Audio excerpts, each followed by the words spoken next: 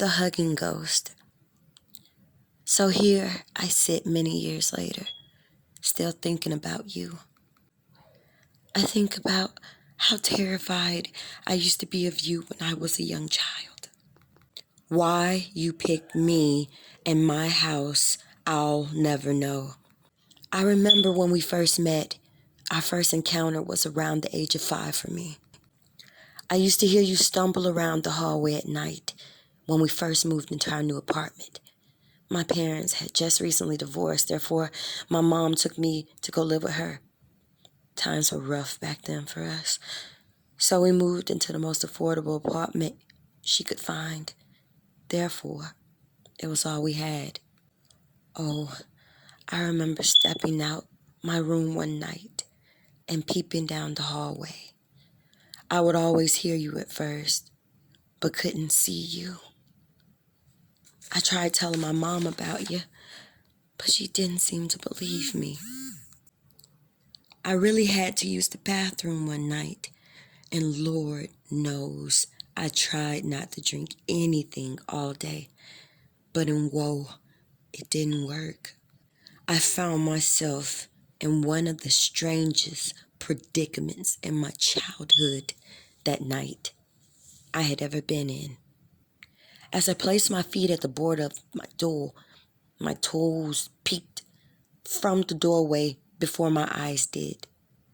I shivered violently and thought to myself, maybe I should just walk with my eyes closed so I don't have to see it. I don't want to see it. I don't want to meet it. Oh man. So I made my mind up to do just that.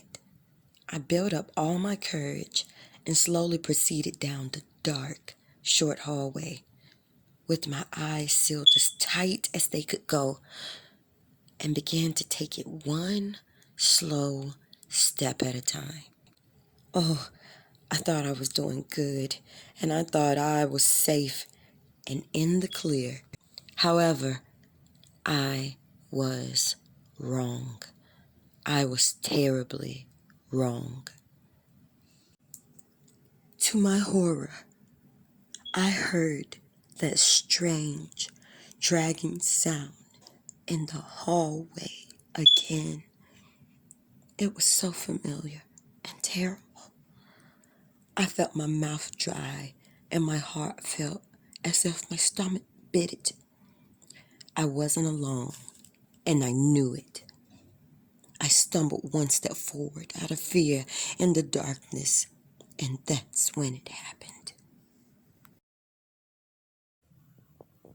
Something slid its hands up the back of my elbows and began to hold me tightly as if it wanted to hug me to death from behind in the dark of the night. I could barely breathe. I could barely move. I just had to take this strange, horrible hug with me into the bathroom, I guess. Since my legs can still move, I guess.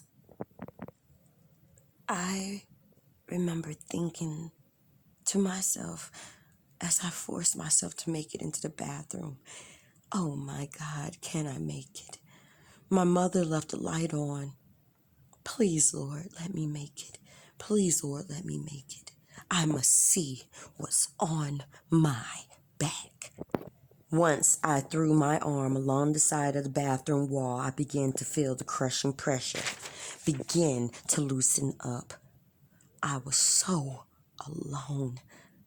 I felt as if 12 steps were equal to 60 hours. 60 hours.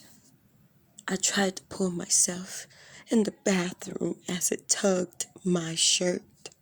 Let me go, I say, and it disappeared faster than it appeared. I stood in the bathroom, couldn't speak, couldn't move, and I realized at 5 that I definitely wet myself out of fear that night.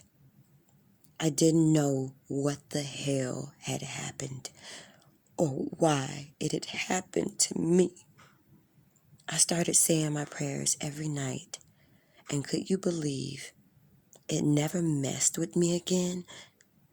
I could only hear it leaning on my wall in the hallway.